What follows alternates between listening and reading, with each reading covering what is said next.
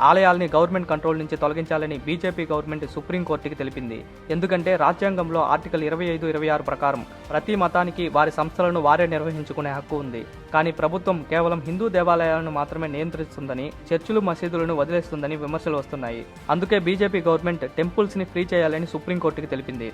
అలాగే దేవాలయాల నుండి వచ్చే ఆదాయం ప్రభుత్వం ఇతర పనులకు వాడుతుందని, దీనివల్ల ధర్మ ప్రచారం అడ్డుపడుతుందని ఫ్రీ టెంపుల్స్ ఉద్యమాన్ని హిందూ సంస్థలు, హిందూ ప్రజలు అందరూ సపోర్ట్ చేస్తున్నారు. ఇలా ఆలయాలకి స్వాతంత్ర హక్కులు కల్పించడం వల్ల ఏం జరుగుతుంది?